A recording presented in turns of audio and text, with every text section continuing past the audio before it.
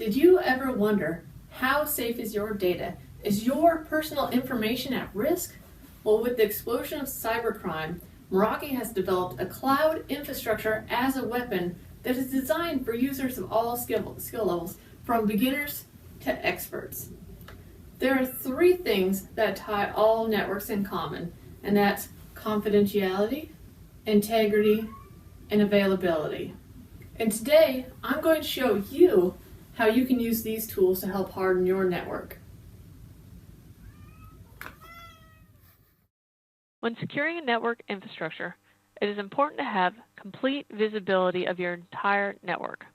Meraki makes this simple with their world view. You can see these green icons. They show us how many devices and where they're located. Like Google Maps, you can click on the map, drag it around, and zoom in to get a bird's eye view of where it is your assets are located. Here you can see the street names, the building, and even some of the rooms within the building where our assets are located. Now that we know what it is we're protecting, let's go ahead and go to the cloud and learn how to secure our network. One of the most common things people set up first is a firewall. A firewall protects integrity and confidentiality of our data. When IP traffic is sent, the private network connects to the internet. This exposes critical and confidential data to the outside world. A firewall is one of the first lines of defense to protect against any malicious traffic coming towards our data. Here you can see the layer 3 setup that Meraki has allowed us to view. We can deny, allow, any protocol, TCP, UDP, or both. We can choose what source number, destination, the ports, and we can add a comment as to why it is that we're setting up this rule, which can be helpful later on down the line. Now we scroll down here and it brings us to layer 7 firewalls. What's so neat about this is, let's say I have a bunch of employees that are watching Netflix all day long and they're not actually doing any work. So I can come down here and I can leave it at deny, go to video and music, scroll down to Netflix. I can block all Netflix traffic.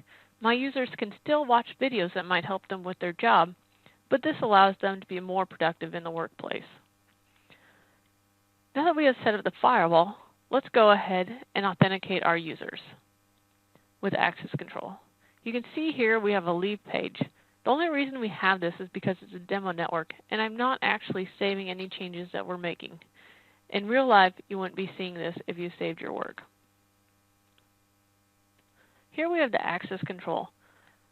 Most companies today use a radius server to connect with Active Directory, although more and more are starting to use Facebook logins, and some companies choose to use a third party, but it's really up to your company to determine which form of authentication is most beneficial.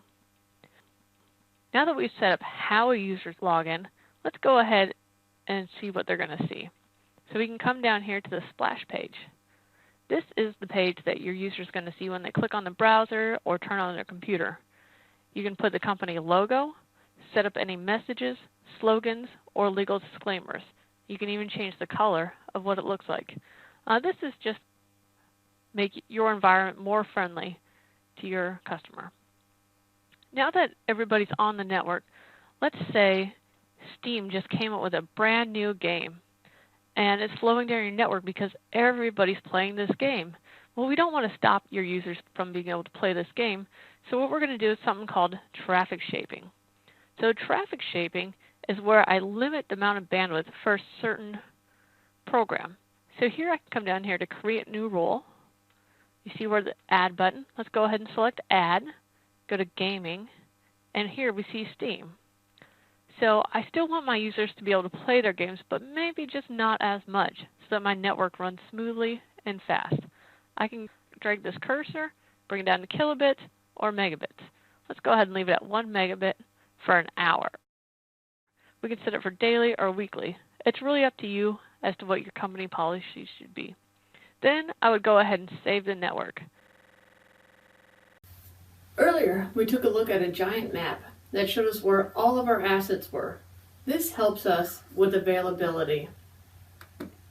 It also will help us find any intruders on our network. Maybe we have a disgruntled employee or somebody who hacked into our network and is putting malicious activity. We find it, we track them down, we send a team. We can stop it before we lose too much data. This helps with integrity and confidentiality. In the second part, we talked about securing your perimeter with a firewall. This helps with confidentiality and integrity. The third thing we covered is access control. This helps us keep our network available while holding users accountable for their actions. When people are held responsible, it helps us protect the integrity and confidentiality of our network.